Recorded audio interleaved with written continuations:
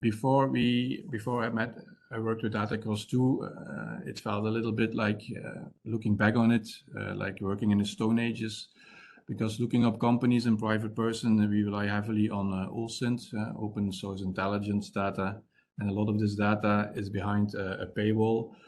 Basic information you can see, like who's the address and the company name, but if you want detailed information on directors, current or former, it's most likely that you have to pay for this information. We also relied on an informal international network, the police-to-police information. There was our connection to Europol, the Dun & Bradstreet database that we access through the Sienna messages. And if you talk about metadata on companies and private persons, well, there was the ICIJ database from the consortium of journalists that had a public access to their database. We have platforms to check whether or not the VAT number is valid, but also that information is very limited. Is the VAT number valid, yes or no, and the company name, and all these things that we had to look up separately was very time consuming. Then I learned about DATACROS II, and it felt like moving into the modern times, because all the data is centralized. There is a lot of metadata on the persons and on companies. There is a visual overview on the results of this data, and this creates a lot of time saved.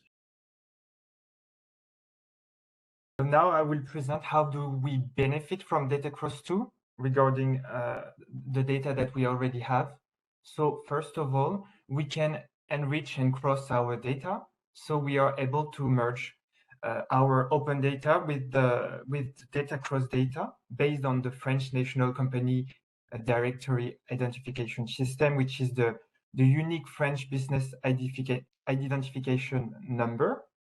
And we can have now a tool to look closely at firms and to be able to represent the structure of complex ownership and to be able to highlight anomalies, suspected link between rivals.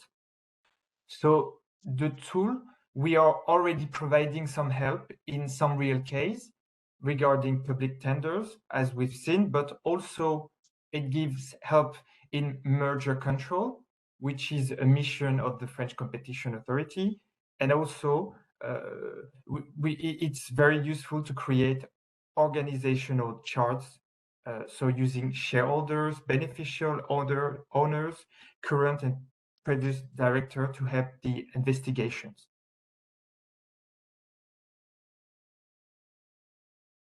Indeed, the due diligence requirements under Sapin II law consists of gathering information and documents about a third party so as to assess the corruption risk exposure that an organization incurs in initiating a relationship with this part. So that means you have to collect, to cross-check, and to analyze information. So you can see the tabs of the DATACROS tool in blue.